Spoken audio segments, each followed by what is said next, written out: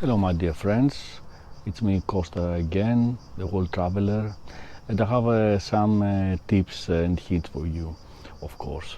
A lot of people asking me to make a tutorial video about how I became a cheap traveler, and a traveler of course, and I decided to make this tutorial video about all the people watching my videos. I will introduce you some tips in four parts. The first part will be how you can find cheap flights, and I mean long distance cheap flights. The second part will be how can you transfer from the airport and to the hotel and back. The third part will be how we can find cheap hotels, and the fourth part will be how can we have communications, data, gigabytes with us all the time, so we can communicate or make live streamings. An extra video will be what is in my backpack and what is absolutely necessary for a trip, a journey for about 12 or 50 days. Thank you. Hello, this is the first part of the video, tutorial video. This is the part where we are booking our tickets. I'm gonna tell you some tips about how can you book some cheap tickets. There are a lot of airline companies that going to not so far away destinations. They are cheap airlines. I don't recommend them because I think they only looking for ways to deceive you and to charge you a lot of extra money of waiting your case or things like this.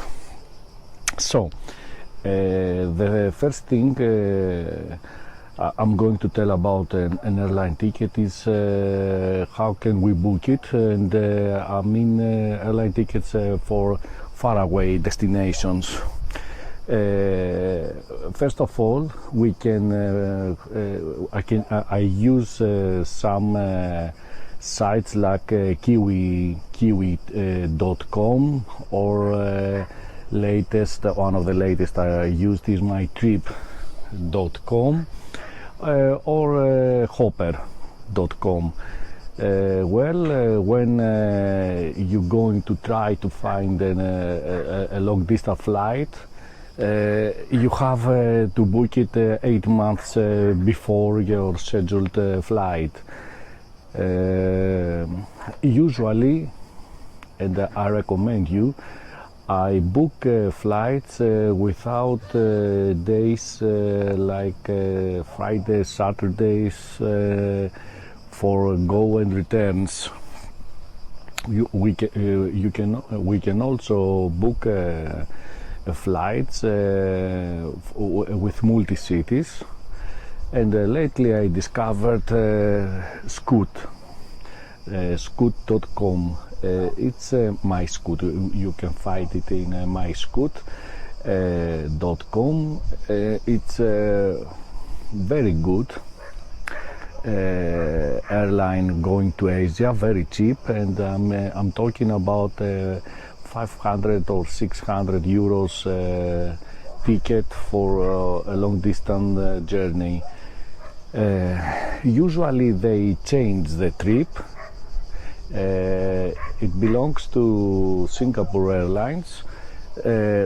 Sometimes they change the trip, the time schedule, but it's okay. It's nothing so serious. But you have to know that they don't allow any food for 11 or 12 hours flight, or they don't give you any water. So it's good to have a flask or a thermos with you with water. Another hint is that I'm doing sometimes, another tip is I'm finding to sites like these, traveling sites, airline sites, I'm finding the flights, and I'm going straight to the airline, and I'm booking the air ticket straight from them. This has an advantage because when you want to reschedule the ticket or to change the ticket, you can communicate with airline directly. If you have booked through these sites airline tickets, there is a disadvantage that you lose any of your money when you want to have changes or not to go. So one thing I recommend is to book straight with airline companies. Another thing is that after the COVID era, the airlines, all the airlines, because of the great losses they had this period, they changed the policies, and they charging everything, like a family sitting together, or they charging the suitcases. So I gave this name to me, a cheap traveler but a quality traveler, because I'm trying to find ways not to pay the money for suitcases. So usually I'm light traveler. So light traveling, the charges are not so high, because for a suitcase about 23 kilos, they charge you about 200 euros, or 150 or 200 euros. So if somebody wants to have the ticket in low price and have baggage, I'm gonna show you later in this video the dimensions of the baggage.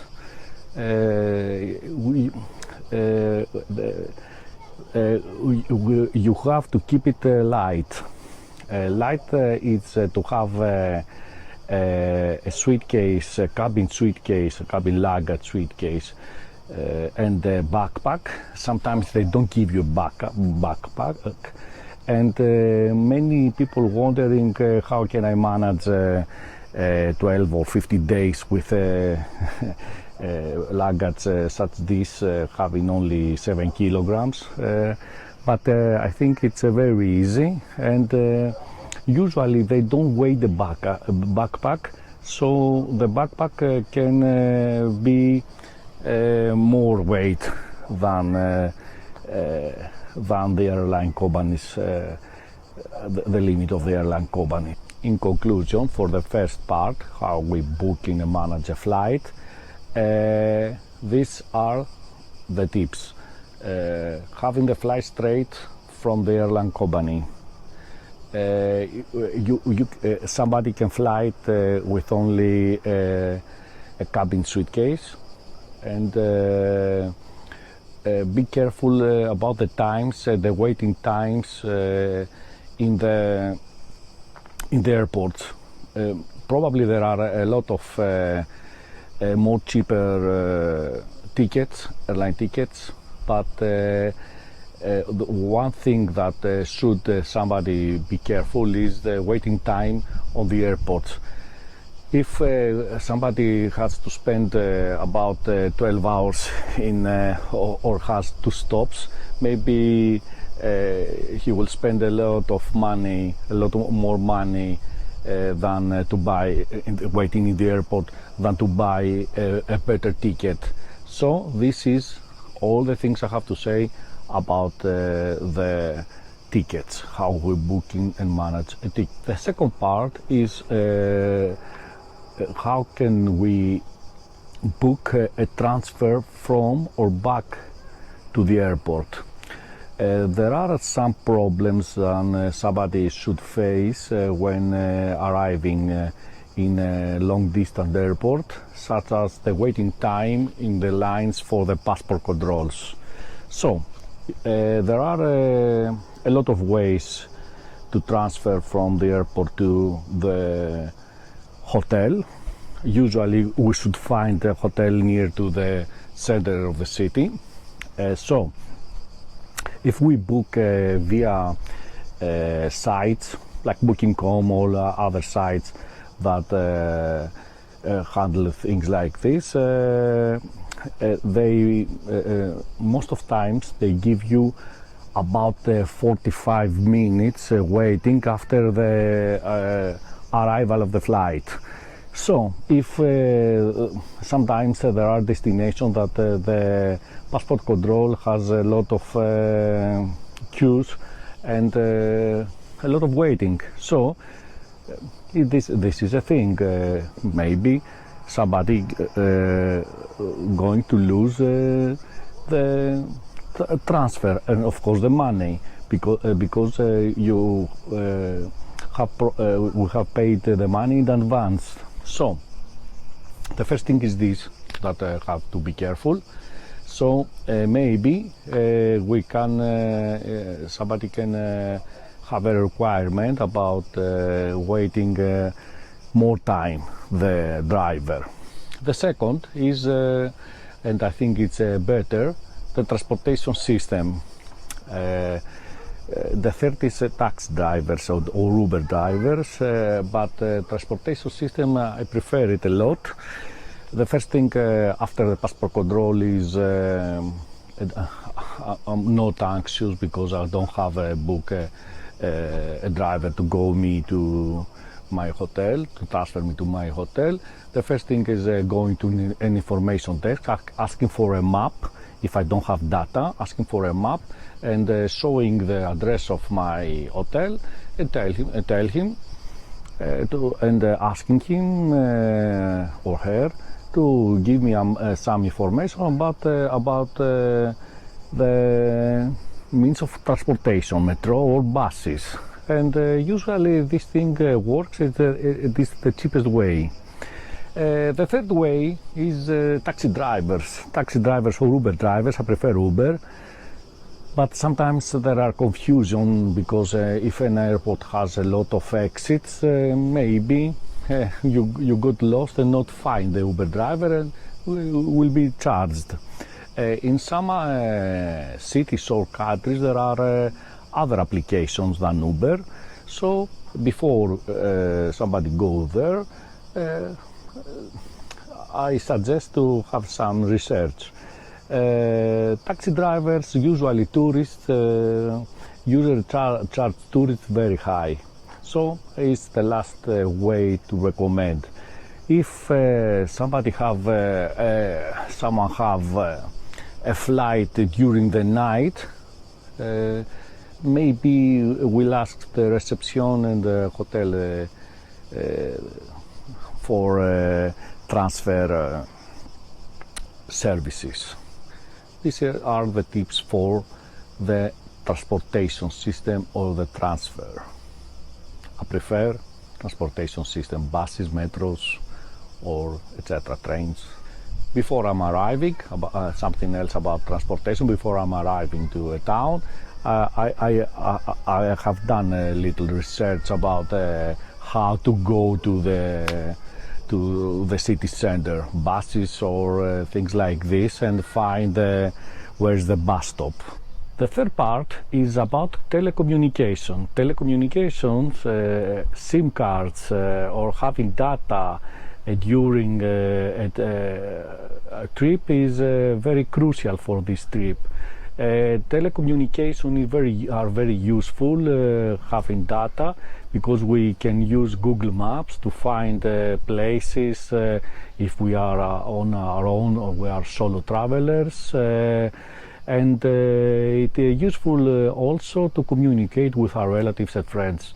So, first of all, when we arrive at the airport, I have seen a lot of queues waiting to have a physical SIM card to put it in their phones, to exchange their card they have with a new SIM card, a local SIM card. Usually they're giving you a tourist program with some time, some minutes making local phone calls, and you have data. Personally, I don't prefer this way of communicating because it has some disadvantages. Apart from the long queues, which it's very heavy after a long distance journey to wait on queue during in the middle of the night. Apart from that, there are some other more disadvantages. First of all, they're getting you a photocopy of your passport, so maybe they can use your passport for frauds, your personal data for frauds. And there is another disadvantage that the time that can activate your SIM card, maybe it's getting too long, so maybe you would leave the airport and you have no data to communicate or to call an Uber, or a cab. So I don't prefer this way of telecommunication. In my latest journeys, I chose from some sites eSIM card. First of all, we have to see if our smartphone it's okay using eSIM card. There is a list in the internet which smartphones using eSIM card are compatible with eSIM cards. First of all. Then second, we are going to some sites like Rallo.com or Maya.com, and we buy an eSIM card. After we buy, how it works, this thing. First of all, they send you, if you pay for a program, they send you a QR code. So we need to have printed this QR code to use it before we leave our home country. Then there are a lot of programs or individual countries, if we are going only to one country, or a combo, a pack of countries, 15 Asian countries, and they give you days of using this program. 10 days, 10 gigabytes. 10 days, 20 gigabytes. It's about $10 or $20 the price for this one. When before you arrive in a destination, you need to activate this QR code, to activate this eSIM card, and there is a separation at your phone. It's your normal SIM card, and there is another SIM card called eSIM card. You can give a name. I have given the name Travels. So you change to the Travels card. So when you arrive to the country which is your destination, you choose the country, you choose the eSIM card and the country, and you have data. Usually the data are very good. It depends to the country, and sometimes are 4G, many times are 5G, or sometimes are something between 3G or 4G called LTE. I prefer this way of telecommunications, and these two sites I recommend are very cheap and are very reliable. Or how do we book a hotel? A lot of people don't prefer hotels, preferring hostels because they are very cheap. I don't personally recommend this one, except if you are very young and you don't care. I don't recommend hostels because they have a common bathroom. I need a private bathroom. So in chance we need to book an hotel, these are the tips I have for you. First of all, after I'm booking my flight, I'm booking my hotel. Okay, I'm booking with cancellation, and there is a tip for that. I'm gonna explain you a little bit later. cancellation because I have this in my mind. If I'm missing my flight, if for some reason I'm not going to this journey, and because I'm booking low-cost airlines or cheap with no cancellation fees airline tickets, I don't have this in my mind, not to lose all my money and not to have prepaid a hotel. So there are some sites like Booking.com I'm using, and hotels.com. I'm not preferring that because you have prepaid the money. They write to you that there's cancellation policy, but they giving you the money about 40 days after the cancellation. So I prefer booking by Booking.com, booking my hotel by Booking.com, and with cancellation. So if most of countries, most of hotels, they're giving you cancellation day before. This is the last limit for cancellation. So if you are sure that you are, this is my tip, if you are sure that you are going to fly the day before, so you can go to check the availability of the hotel and cancel your booking with cancellation, and then rebooked and paid this with no cancellation, and to pay the hotel the second time of booking. So this is a way to save some money. The things I'm looking and notice in a hotel before I book. First thing is about if it's clean. I don't like hotels with bad reviews about cleanliness, and I don't want to stay in a non-clean hotel. Okay. Second thing is if it is a breakfast.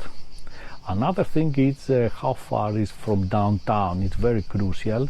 I think it's the biggest advantage to have an hotel near the city center, because you can save a lot of money from the transportation. A lot of people don't notice the distance from the city center, so they spend a lot of money for the transport, using the transportation system, and in some countries, especially in Europe, it's not very cheap.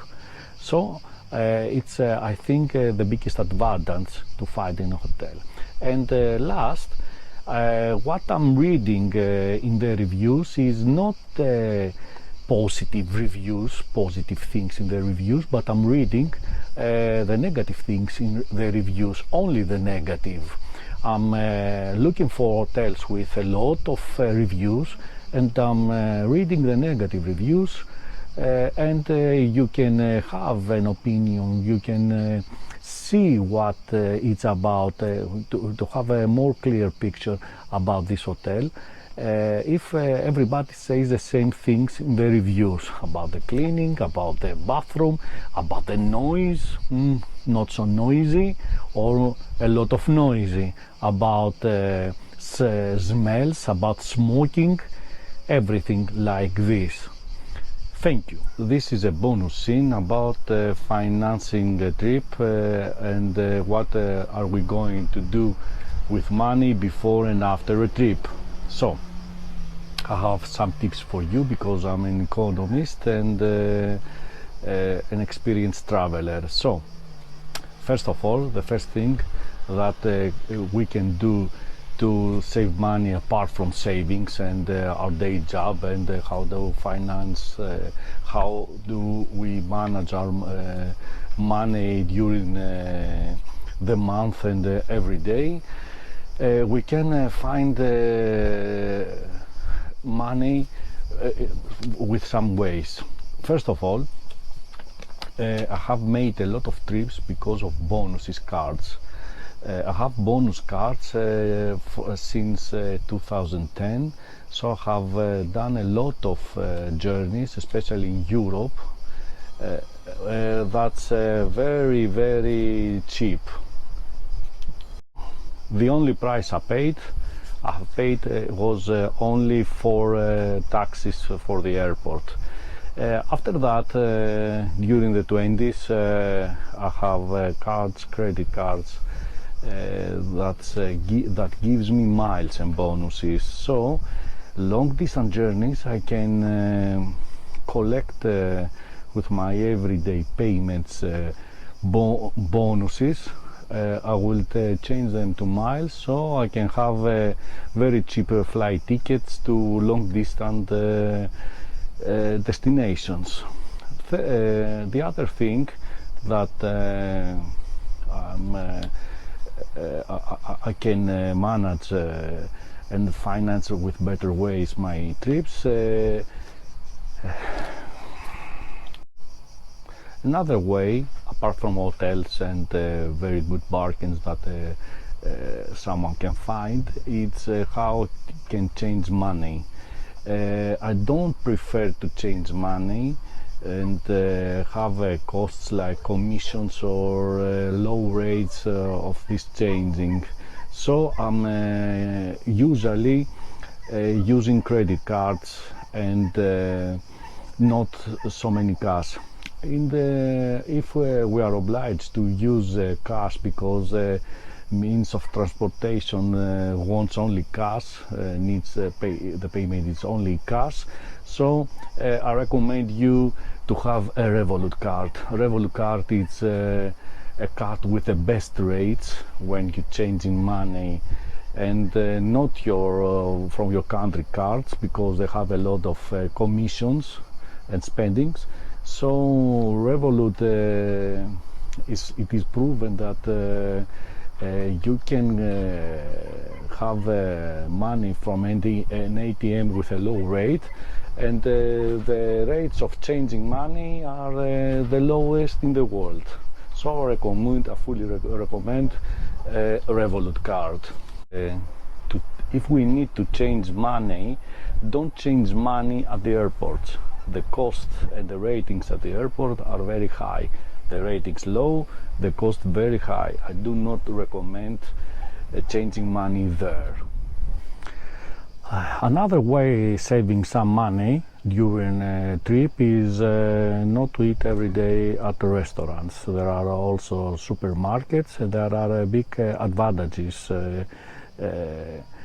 eating from supermarkets. First of all, we can find via TripAdvisor some good restaurants, but we have to be careful because especially when you are far away from your country, it's maybe it's difficult to get used to the local food because of the water. The water is apart it is boiled. Sometimes the water it's very different. They are cooking, and it is a cause for gastronomical problems. Okay. The second one is not taking refreshments or drinks with ice. Usually they use their to make their ice, they use their water, and their water could be so much different from the water, tapped water we have, or bottled water. So shopping from supermarkets, eating from supermarkets, it's an easy way to find money. So my philosophy is this one.